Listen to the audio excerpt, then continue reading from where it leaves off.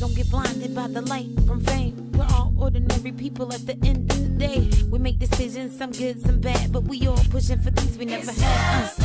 Ordinary people with extraordinary ways. Yeah. Everyday people trying to make a way. It's just us. Ordinary people with extraordinary ways. Yeah.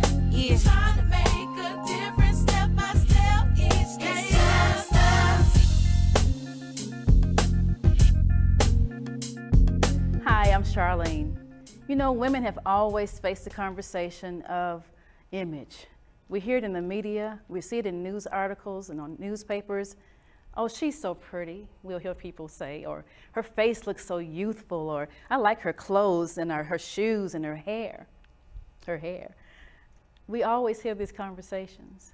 And we, as women, form our self-esteem and our perception of ourselves based on the external conversations that people have about us.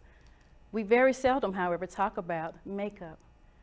What does cosmetics, what does wearing makeup do for a woman? Is it all just in making her look pretty or look acceptable?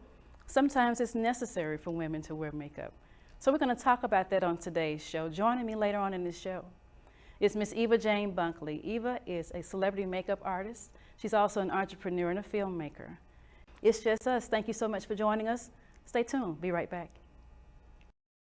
I am so excited to have joining me Miss Eva Jane Bunkley. Eva was with us on the very first pilot for It's Just Us. It's so good to see you again. I am so happy to be welcomed back. Absolutely. That's definitely a compliment. Yes, this is one of your homes. I love it. I love it. Share your story with our audience. We're going to talk about body image and self-esteem and all that good stuff. Let's hear your story first. Well, I can say growing up, I was, I don't know, maybe a little awkward. I was very, very thin, extremely thin. I mean, extreme. Those were all the jokes. You know, the things the kids hone in on you about, that was the joke. You know, toothpick and all that. I heard all of that. But as I got older, it's just interesting how you kind of embrace, you know, things about yourself that maybe were the things that kids kind of picked on you about or whatever. I'm like, you know, I'm thin and that's that. Okay, I can deal with that. Yeah. And actually, as I've gotten older, I've filled out a little more. So this is like the thickest I've been in life. And it's kind of refreshing. I'm like, oh, I have some curves. This is kind of cool. But the whole thing about body image and self-esteem, of course, a lot of that goes together. In a lot of it is from external. You know, and your childhood shapes your perceptions in a lot of ways. One thing that I think I've not quite mastered, but I concentrate on growing in is learning to set my environment with people around me who are nurturing. Yes. You know, and people who accept me for me. And I think that's a maturity type of issue when people, you know, just look at the outer, when you're searching for your spouse or whatever. Ooh, I just want them to look a certain way, you know? But really the heart of a person and the character of a person, that's gonna be, of course, what's key. And we learn that as we get older. Yeah. But getting back to the self-esteem portion, being a Christian, I believe that there are certain times you're called upon to minister to people in certain ways, and you're going to have to come outside of yourself and outside of your own comfort zone and that kind of thing. And you might talk to some people and interact with some people who aren't the nicest or the kindest, or maybe rub your emotions the wrong way. They could be friends, they could be family members, that kind of thing. So I think it's a balance with how you protect your heart to a certain degree, because that can wear on your self-esteem and say, you know, when people come at you with something really that's coming out of them towards you, directed at you, not being able to always take those types of things personally. Yeah. And it's challenging. It's one of those fine lines, I believe, that you walk. And you know, it's interesting for what you do in the world, being in cosmetics and makeup and all that good stuff.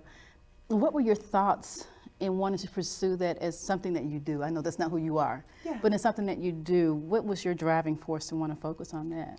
It is very much about something I do. there are a lot of makeup artists who I don't take anything away from, but they just love makeup. That's what they love. They love, oh, I just love get something new in makeup, and I'm just, I'm playing it and I'm putting it on myself, and I've never been that person. To a certain degree, I used to kind of experiment and that kind of thing when I was younger, but I've gotten to be that makeup artist where if you see me with makeup, it's just like, oh, Eva, where are you going? What you have to do? I know it's just not for every day. Right. So me getting into makeup was more so about being around people and making them feel better about themselves in a small way outside, but that wasn't really where the heart of what it is. Okay. You get to know people and you get to counsel people in that session where you're with them for that hour and you're painting their face, but yet, conversation happens. So it's a wonderful, wonderful opportunity for you to kind of, make friends, build relationships, that kind of thing, and help people. Yeah. When we come back, we're going to take a break here. When we come back, I want to talk about, I was doing some research, and there was so much around clothing and hair and all this other stuff, but not a lot of research around makeup and self-esteem. So we're going to really talk about that a little bit more when we come back. Be back in just a moment.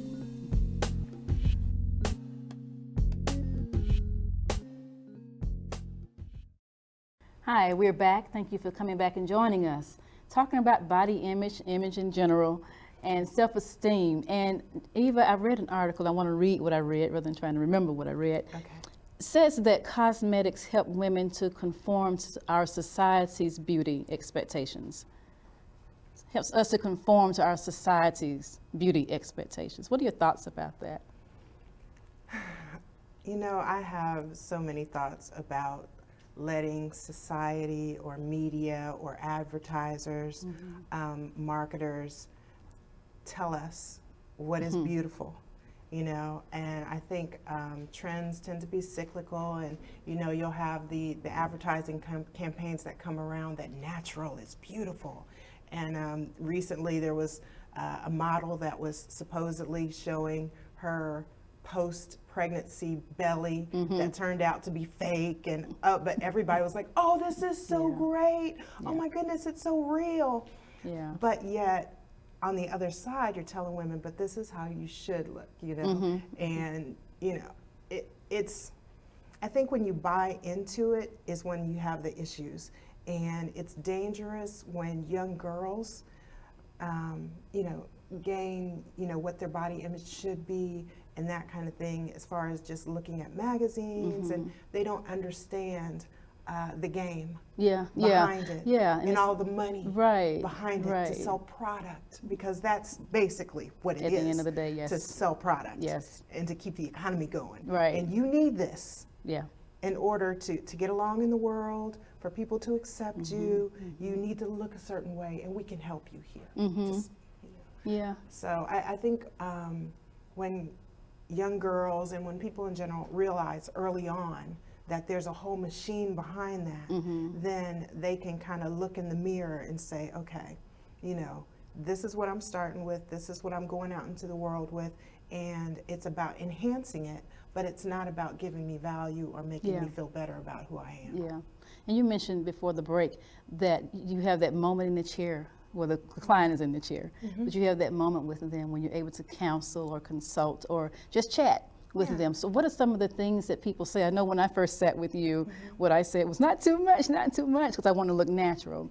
What are some of the other conversations that they kind of seem to go into, make me look like something? Well, of course that varies, and lots of times what comes out is, you get to see a little more of the insecurities and things, and I think a lot of times women, we tend to point out our flaws, or what we see as our flaws. Oh, well, this, and it's like, in the whole grand scheme of what is going on in the world, is that important? I really, really try to give people perspective and set their emotions at ease, especially when they're in the chair. I might only have one time with them, and if that's all it is, I want them to come away with a sense of peace. For instance, when you're working on a bride on our wedding day, when everything around is crazy or whatever, Right. and they've envisioned this day for all of their lives. Yeah. It's almost like to give somebody, be able to really give somebody perspective in that moment to say, look, you're marrying the man you love. Everything else is just window dressing. Right, You know, all the right. people that are here, whatever, it's about you two. And that's really all that Supposed it's to about. be all that it's about. Yeah, yeah. So, I Supposed mean, to you be. offer those little grains and morsels of what you might feel is practicality. Just look at it this way. It's not that bad. It's not that this. It's not that that. Well, you know, you're right. So when you can give somebody that, I feel my job is done. And they like what I've made them look like. They like that part too. That's, Yeah. But that's kind of, it's hand in hand for Yeah. me. For me. Yeah, I agree. Ooh, you know, I was, this topic is still really bubbling in me, for lack of a better word. And it started when I was out in a restaurant and a young lady came in and she wore something that I think she should only wear in the house. And I thought about it. It's like, how does she see herself? Or how does she want us to see her coming out of the house dressed the way that she chose to dress? And it's not just a woman conversation, even though we know that, you know, when it comes to looks and clothing and all these image conversations, it's really focused on the woman because we wear ours all over us. But it's a man conversation too. So then I started watching the men, and it's like, so you're dressing this way. You're behaving this way. Yeah, yeah. What conversation are you having then? What do you want us to, what in your appearance do you want us to gather about you based on what you've chosen to wear out of the house? Yeah, And that's really what started this dialogue in my head. And I wanted to I got to talk about this with these Yeah. other people. So Yeah. welcome And to this conversation with me. Thank you. And I mean, when you see that, you know, it's generally, it usually isn't going to work well if you wanted to approach the person about it. Oh, because, no. of course, Yes. you know, No. they have people around them who, you know, might say, oh, girl, you look good, you know? Yeah. So it's about loving people, accepting people as they are, you know?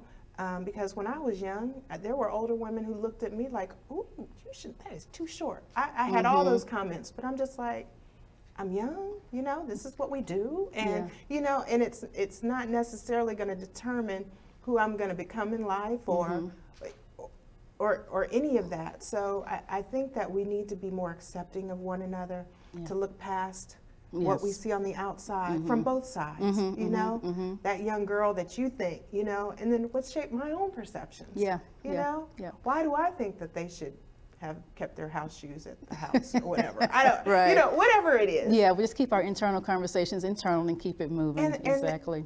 I mean, we're going to formulate opinions, Oh, of yeah, course. absolutely. It's just a natural thing that happens. Yeah. But I think that we always need to test whatever's going through our mind with our motives and our mind frame, and what can I do with the people around me that I know or whatever. Or if I see some things that I can't necessarily affect, I just pray about it. Because I'm just like, you know what, God, you can send somebody to minister to whatever that issue is in that person, if there is even one, you know, and then help me judge myself. You know, where am I right now? Yeah, exactly. And on that, we'll take a break. We'll be back.